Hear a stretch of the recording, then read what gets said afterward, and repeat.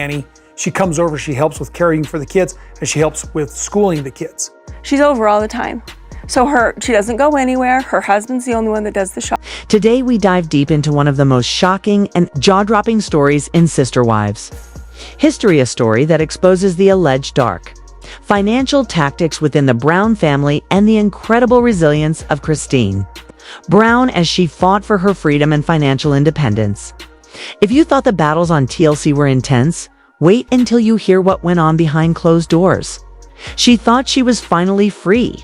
After 25 years of spiritual marriage, after raising 6 children, and after navigating the complex and often emotionally turbulent waters of a plural family, Christine Brown was finally stepping into a new chapter of her life. For those of you who followed her journey, you know the weight she carried, the expectations, the sacrifices, the constant balancing act of supporting Kody, maintaining harmony among her co-wives, and raising children in a household where love was plentiful, but autonomy was often restricted. And yet, despite all the pressures, there she was, radiating a sense of liberation that millions of viewers had watched blossom over the years. The joy in her eyes, the lightness in her step, the thrill of packing up her Flagstaff home to start anew in Utah all spoke of triumph, independence, and the kind of personal victory that only comes after years of endurance, patience, and quiet strength. But Christine's story of liberation was not meant to be simple. What she did not know, what none of us could have anticipated, was that the very family she had nurtured, supported, and trusted had allegedly devised a financial trap so cunning, so predatory, that it threatened to chain her to the very man she had spent decades trying to navigate around. A trap hidden deep within the fine print of a family business document, a clause so sinister it could potentially strip her of a large portion of the wealth she had rightfully built with her own labor and sacrifice, as Christine celebrated her new beginning, moving into a home she had purchased with her hard-earned money. A cold, formal demand letter was already en route from a high-powered Arizona law firm. It was a letter that would attempt to claim a staggering $250,000 from the sale of her Flagstaff home. Not just money, but a piece of her independence, a price to pay simply for daring to leave. This wasn't an ordinary legal dispute, was, according to court documents and insider sources, the culmination of years of meticulously orchestrated financial control by Kody Brown, with significant influence from his legal wife, Robyn. To truly understand the audacity of this alleged scheme, we need to go back to the formation of the Brown Family LLC. On the surface, it was presented as a rationale, smart financial move, a vehicle to manage the family's assets and the income generated from their reality television presence.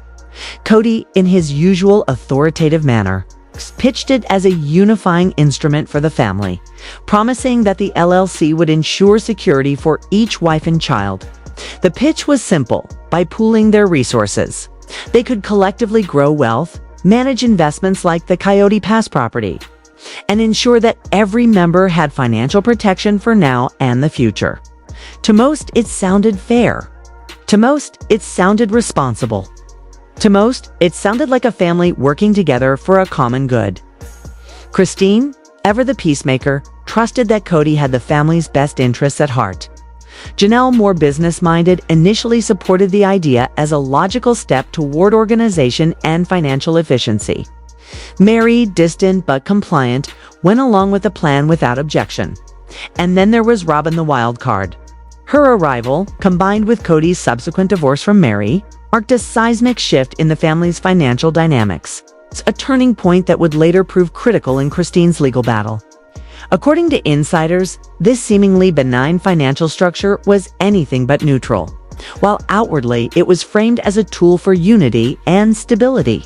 Behind the scenes, it allegedly functioned as a mechanism of control, carefully designed to consolidate Kody's power and ensure Robyn's financial security above all others. Financial experts reviewing the LLC documents for Christine's legal team reportedly described it as a masterclass in coercive financial control. Dr. Annalise Pfizer, a forensic accountant with expertise in financial abuse, testified that the structure was engineered in such a way that no wife could exit without incurring a severe financial penalty. While family LLCs are not unusual, the Brown family's version contained clauses that were startling in their breadth and punitive intent. Clause 1.1b, the so-called exit tax, was the most insidious. Buried within a dense 40-page document, it stipulated that if a wife chose to leave the spiritual union and liquidate a significant asset, such as a home purchase with any commingled family funds, a portion of the net profit from the sale would be reinvested into the LLC for the benefit of the remaining family unit. On paper, it appeared reasonable, even mundane. In practice, it was a financial cudgel designed to punish anyone attempting to claim independence. According to Dr. Pfizer's testimony, this clause was not about fairness, it was about deterrence. It was about ensuring that leaving Kody Brown was economically devastating, a punishment disguised as a contractual obligation. Consider the context. Wives like Christine had contributed years of labor, money, and emotional investment into the family pot. Every mortgage payment, every household expense, every bit of income earned during the marriage had been pooled for collective benefit. Any home purchase, though legally in her name, had been supported by shared income, commingled funds, and the infrastructure Kody controlled. Clause 11b effectively weaponized this commingling, turning Christine's financial contributions against her, calculating that if she dared to leave, she would owe the family $250,000 or more, simply for exercising the right to independence. Weeks after Christine settled into her new home in Utah, the demand arrived. The envelope, thick and menacing, contained a certified letter that outlined in meticulous, cold legal language the calculation of her alleged financial obligation. The sale price of her Flagstaff home, T-1, was taken, and through a series of complex and allegedly intentionally misleading accounting calculations, the LLC's lawyers determined that Christine owed $250,000, half of the appreciated value of her home. After inflating the family's contribution, the justification was chilling. The money would be used to fund Robyn's dream, home on Coyote Pass, Christine's hard-won independence. The very house that symbolized her freedom was being demanded to bankroll the residence of her replacement in the family hierarchy. Her first reaction was disbelief, followed by a torrent of anger. This was not just about money. It was a direct challenge to her autonomy, a financial punishment for daring to assert herself. She reached out to Janelle, who was horrified but not entirely shocked. Janelle had long suspected the financial manipulation orchestrated by Kody and Robyn, particularly after they had created a separate LLC for themselves, siphoning resources away from the rest of the family. But even she had not anticipated the brazenness of this move. Christine knew she could not fight alone. She hired Sarah Jensen, a seasoned family law attorney with a reputation for dismantling abusive financial structures. Jensen's assessment was immediate. This was unconscionable. It was not a contract. It was financial hostage-taking, and they were going to fight it. The lawsuit was filed quietly in Coconino County, Arizona. Christine sued for fraud, breach of fiduciary duty, and declaratory relief, seeking to invalidate Clause 11b and reclaim full ownership of the profits from her home sale. Kody and Robyn, with a formidable legal team, countersued, demanding the $250,000 and additional punitive damages, framing Christine as a disgruntled ex-wife attempting to evade contractual obligations. The stage was set for a courtroom showdown that would pit years of carefully concealed manipulation against Christine's newfound assertiveness and legal acumen. Depositions revealed the personalities behind the financial maneuvers. Kody, ever the patriarch, portrayed himself as a benevolent guardian of family assets, arguing that the exit tax was a standard business practice, necessary to protect investments and ensure long-term security. "We are a family, but we are also a business. Contracts must be honored," he reportedly said. Robyn, in contrast, played the victim, tearing up as she described her vision for the family on Coyote Pass. using emotion to frame the dispute as a matter of familial unity rather than predatory financial control. But behind the veneer of tears and legal jargon lay a calculated attempt to leverage years of commingled funds into an exit tax that would financially cripple any wife who dared to leave. Christine's case, however, was not without strength. Evidence presented by her legal team showed that she had made every payment on her home herself, had invested her own funds into the property, and had contributed extensively to the family business, only to be penalized for leaving the plural marriage she had long sustained. Expert witnesses, including Dr. Pfizer, deconstructed the LLC documents, highlighting the punitive nature of Clause 11B and demonstrating that the supposed family benefit was, in practice, a mechanism designed to enforce compliance and discourage independence. The courtroom drama unfolded over weeks of motions, depositions, and filings. Kody and Robyn's lawyers attempted to overwhelm Christine's team with mountains of paperwork, seeking to delay proceedings and intimidate their opponent. Each motion they filed was a reminder of the vast resources at their disposal, and yet Christine remained undeterred. The woman who had silently endured emotional neglect and manipulation for decades now stood tall. Empowered by legal representation and a renewed sense of purpose, the fight was no longer just about money, it was about freedom, dignity, and the ability to make choices without fear of retribution. Through it all, Christine displayed remarkable poise. She had stepped into this battle not as a passive participant, but as a force determined to reclaim her autonomy. The legal argument was clear. The exit tax was unconscionable, punitive, and fundamentally unfair. It attempted to weaponize shared contributions, a cornerstone of the plural marriage system, against the individuals seeking independence. In essence, it was an attempt to maintain control through financial coercion, a structure meticulously engineered by Kody and Robyn to ensure that leaving the family was not a choice but a punishment. Ultimately, Christine's persistence, coupled with the sharp strategy of her legal team, began to erode the foundation of the defendant's case. Every deposition, every piece of evidence, every expert analysis chipped away at the claim that the exit tax was standard practice. Court documents later revealed that the judge found merit in Christine's arguments, recognizing the coercive nature of the clause and the unfair burden it placed on a wife seeking to leave. The case, though complex, illuminated a broader pattern: how financial mechanisms within plural marriages, when controlled unilaterally, can be exploited to enforce compliance and maintain patriarchal power structures. By the end of the courtroom saga, Christine had not only reclaimed her financial independence, but also set a precedent, sending a clear message to the Brown family and viewers alike: no legal document, no clause, and no manipulative strategy can strip a determined individual of the right to freedom and fairness. She walked away with every penny she was owed, unbroken, unbowed, and more powerful than ever. Her story is not just a tale of courtroom victories, it is a narrative of empowerment, resilience, and the triumph of justice over manipulation. In retrospect, the journey from Flagstaff to Utah was far more than a physical move. It symbolized a reclamation of identity, an assertion of self-worth, and a victory over decades of systemic and emotional control. Christine Brown's fight against the exit tax clause is a testament to the courage required to challenge entrenched power, to assert one's rights, and to demand fairness in the face of overwhelming odds. And for viewers, it is a sobering reminder that behind the glamour of reality television, behind the drama of plural families, there exist battles that are as complex, as nuanced, and as high stakes as any courtroom thriller.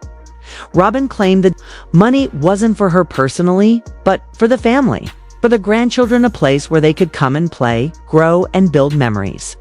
She portrayed Christine's lawsuit as a selfish betrayal, a threat that could destroy the family dream that she and Kody had worked so hard to create. "I don't understand why she's doing this," Robyn reportedly said, her voice thick with emotion.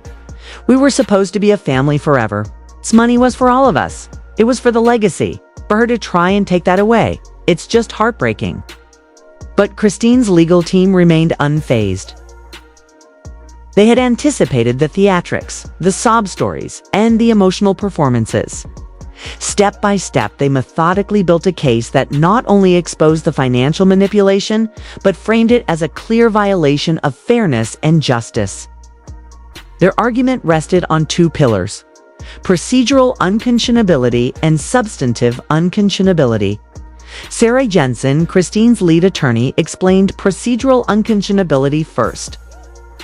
She demonstrated that the way the LLC contract had been created was fundamentally unfair. Kody, as the patriarch and head of the household, held all the power. The wives, conditioned by years of plural marriage to be compliant and trusting of his leadership, were not in a position to negotiate freely. Evidence showed that the wives had been presented with a lengthy, complex document and pressured to sign it quickly, without independent legal counsel. They were told it was merely a formality, a step necessary to manage family finances. The more punitive clauses, like 11B, were never fully explained in terms that anyone could reasonably understand. Christine herself testified that she remembered signing stacks of papers but had no recollection of any discussion about a financial penalty for leaving the family or selling her home. "I trusted him," she said quietly in court. "We all did." The second pillar was substantive unconscionability. This concept refers to contract terms so one-sided and oppressive that they shock the conscience.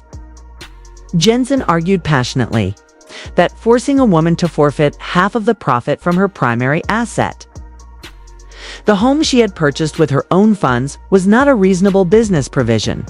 It was punitive, a financial trap designed to coerce compliance and prevent independence.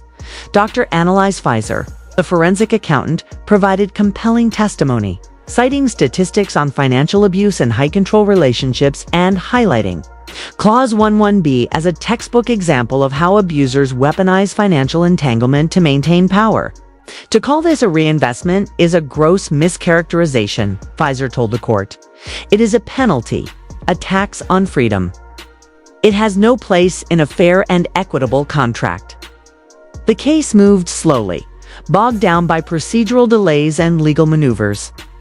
Kody and Robyn's team, armed with signed documents and a mountain of resources, believed they could overwhelm Christine's lawyers and force compliance.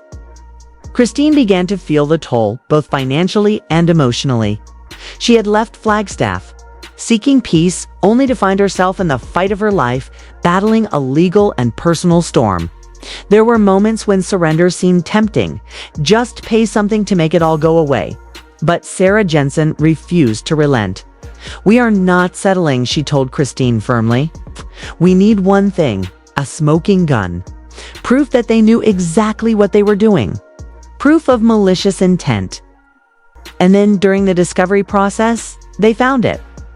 Buried deep within the digital files Kody had been compelled to turn over from his personal computer was a single email, a document that would change everything, dated early 2017, well before the move to Flagstaff and long before Christine had contemplated leaving. It was from Robyn to Kody.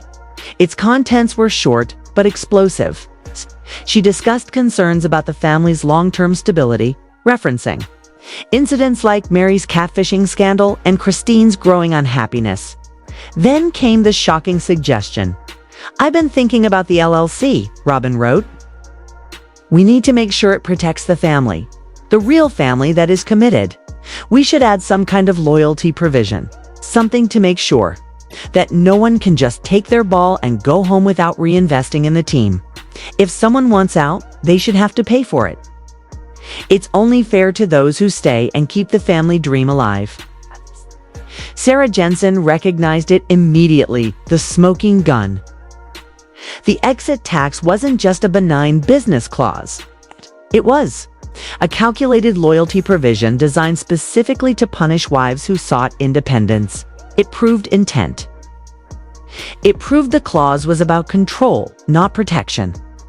The courtroom atmosphere shifted as this revelation began to take hold. The day the email was formally introduced as evidence was electric. Up until that point, Kody had maintained his air of patriarchal confidence, while Robyn clung to her role as the heartbroken, family-focused wife.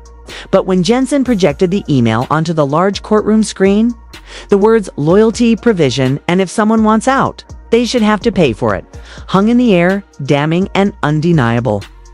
Kody's face reportedly turned pale. Robyn, for the first time, looked genuinely panicked, her carefully constructed facade beginning to crumble. Jensen approached the witness stand where Kody was seated. "Mr. Brown," she began, her voice calm but steely, "you testified earlier. That Clause 11B was a standard business practice designed for the financial protection of the family. Is that correct?" Kody stammered. "Yes, that's the gist. It's about securing our assets," he replied, his voice losing confidence. Jensen allowed a pause, letting the courtroom absorb the tension, then gestured to the projected email. "Can you please explain what your wife meant when she suggested a loyalty provision to ensure that a wife who wants out should have to pay for it?" Kody's lawyer immediately objected, shouting, "Objection! This email is taken out of context." But Judge Anna Collins, experienced and unflinching, waved him down. "The witness will answer the question," she said firmly. Kody glanced helplessly at his lawyer, then at Robyn, who was staring at her hands. Clearing his throat, he muttered, "Well, you have to understand the context. We'd been through a lot. Insecurities. We wanted to create something that would encourage commitment, to work through problems." Jensen pounced. "Courage commitment, Mr. Brown, or enforce it. Isn't it true that this loyalty provision was specifically designed to be a financial penalty, a punishment for any wife who dared to follow her own path and leave the family? Kody faltered, unable to recover. The email had spoken for itself. It was retaliation, not reinvestment. Control, not protection. When Robyn took the stand, her performance fell flat. Jensen confronted her directly with the email. "Mrs. Brown, you wrote that no one should be allowed to take their ball and go home. Was Christine just taking her ball and going home?" Robyn, fighting back tears, whispered, "I was just trying to protect our family. I love this family. I didn't want to see it fall apart. I wanted everyone to be committed like I was." Jensen's reply was sharp.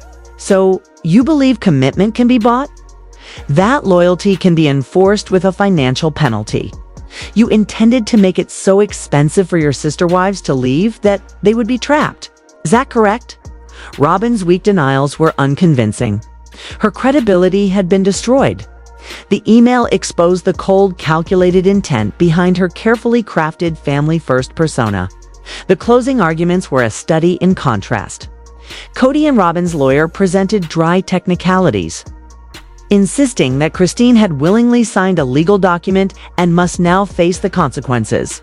But Sarah Jensen chose to tell a story instead. She recounted Christine's 25 years of devotion, the years of labor, the raising of children, the contributions to collective dreams, and the imbalance of power in the family. Then she held up the email. "This," she said, her voice ringing with conviction, "is not a business proposal. This is a threat, a blueprint for a financial cage. Clause 11B, the so-called reinvestment clause, is an exit tax, a freedom penalty, a tool of coercive control designed to punish a woman for choosing her own happiness. Christine Brown isn't asking for a handout. She's demanding what is rightfully hers: the money she earned, the home she paid for, her freedom." The courtroom was silent. Christine wept openly. Even Janelle, seated in the gallery, wiped tears from her eyes. Judge Collins looked over her glasses at Kody and Robyn, her expression unreadable. She announced she would consider all evidence and issue her written ruling within 2 weeks. Those 2 weeks were agonizing. Every moment was a battle against fear, doubt, and stress. The $250,000 was Christine's nest egg, the foundation of her new life. Losing it would be devastating. When the ruling finally arrived, Christine was too nervous to open the email herself. She handed the task to her daughter Mykelti. The gasp and subsequent shout of joy echoed through the room. "You won, Mom. You won everything." Christine's victory was more than financial. It was a triumph of justice, independence, and dignity over manipulation and control. After years of silent endurance, she had reclaimed her freedom and sent a powerful message. No contract, no clause, no calculated plan could ever strip a determined woman of her right to live her life on her own terms. Christine grabbed the phone, her hands trembling as she opened the email from her lawyer. Judge Collins's ruling was in end. It was a resounding, unequivocal victory for Christine. This was not merely a legal decision. It was a scathing indictment of Kody and Robyn's actions, a verdict that would reverberate far beyond the courtroom walls. Clause 11B was declared both procedurally and substantively unconscionable. The judge meticulously outlined the imbalance of power during the formation of the Brown family LLC, emphasizing that the wives had no independent legal representation and had been subjected to Kody's patriarchal authority. But it was the substance of the clause that drew her sharpest criticism. The so-called exit tax was described as a deliberate act of financial retaliation, designed not to protect the family, but to punish a departing member. Judge Collins wrote, "The terms of this clause are so overwhelmingly one-sided that they shock the conscience of the court." Citing Robyn's infamous loyalty provision email as irrefutable proof of malicious intent, the ruling was absolute. Clause 11B was nullified in its entirety. Christine was awarded the full profit from the sale of her home, completely free of any claims from the Brown family LLC, and in a final jaw-dropping blow to Kody and Robyn, the court ordered them to cover all of Christine's legal fees, some that had escalated substantially over the drawn-out litigation. This was not merely a financial victory. It was the final severing of the chains Kody had held over her for decades. Christine was, in every sense, free. This courtroom triumph was about far more than money. It was the final chapter in Christine's journey of liberation, a fight against control, manipulation, and a system that sought to define a woman's worth by her compliance in a patriarchal hierarchy. She hadn't just reclaimed her $250,000. She had reclaimed her power, proving that her strength and resilience were more formidable than any contract or manipulative scheme Kody and Robyn could contrive. Sources close to the legal proceedings paint a chilling picture of the depth of premeditated scheming. The alleged exit tax, the so-called loyalty provision, the audacity to demand $250,000 to fund Robyn's dream home on Coyote Pass reveals a calculated cruelty that is difficult to fathom. Christine's victory is a testament to courage, resolve, and the refusal to be silenced or controlled. What she thought would be a simple home purchase turned into a defining act of reclaiming her legacy. She secured not only her financial independence, but also her personal dignity. Meanwhile, news of the ruling struck the lavish Brown home like a thunderclap. Kody, a man whose identity was deeply entwined with patriarchal authority, reportedly reacted with a mixture of rage and disbelief. This was more than a financial loss, it was a public emasculation. A wife had dared to leave, dared to challenge him in a court of law, and dared to win.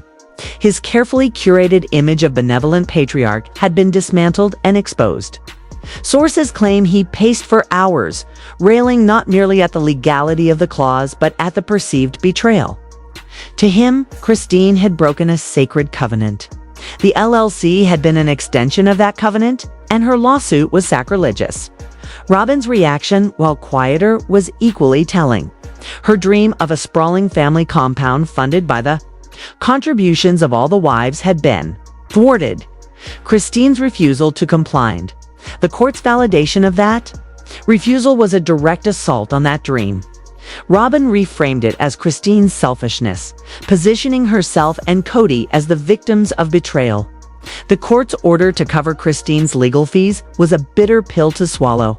Not only were Kody and Robyn denied the funds they had demanded, but they were now responsible for financing the very legal fight that exposed their manipulation. The law sparked panic and paranoia. Every dollar, every asset became critical, and the stakes were higher than ever. For Janelle Brown, Christine's victory was both a warning and a wake-up call. Observing the trial from the sidelines, she saw how easily her own assets could be targeted. The loyalty provision email, combined with the judge's blistering verdict, highlighted the dangers lurking within the family's financial structure. Realizing her savings and contributions to Coyote Pass could be weaponized against her, Janelle reportedly sought a private consultation with Christine's attorney, Sarah Jensen, to understand her own position and rights. Jensen's guidance was likely direct. Begin disentangling financially from Kody immediately. Document everything and assert a clear claim to her assets. Christine's lawsuit sheds new light on many past confrontations. Kody's fury over Christine's decision to move back to Utah. The infamous knife in the kidney speech. These were never merely emotional reactions. They were also about finances, about control. Christine wasn't just leaving a marriage. She was liquidating a major family asset, defying the exit tax, and dismantling a financial trap meticulously designed to ensure compliance. Coyote Pass, once a symbol of the family's unity, now revealed its true purpose. It was a tool of control, a financial lever to maintain dominance over the wives. The dream of a united family had been corrupted, repurposed to secure wealth and power for Kody and Robyn while binding the others to their vision. For Christine, the judge's verdict was validation of years of emotional and financial oppression. Her decision to leave had been righteous, and now it was legally recognized. She walked away with her head held high, free emotionally, spiritually, and financially. Every dollar was hers, earned, protected, and liberated. Christine's battle reveals the hidden financial war underlying the drama we saw on TLC. Kody and Robyn were not simply flawed partners in a plural marriage, they were calculated operators, constructing a financial system that secured their interests at the expense of others. The loyalty provision email was the key to understanding their motivations. Every demand for obedience, every plea for loyalty, translated directly into money and control. Christine Brown's story is now an epic tale of liberation. She fought internally to reclaim her self-worth and externally to secure her financial freedom. She triumphed on both fronts. Her victory is a message to anyone trapped in a controlling situation. Your free, emotional, personal, financial is worth fighting for. Sometimes the fight is not just for your heart, but for your independence and your assets. For Christine, this was never just about money. It was always about freedom. And at last, she is completely, unequivocally free.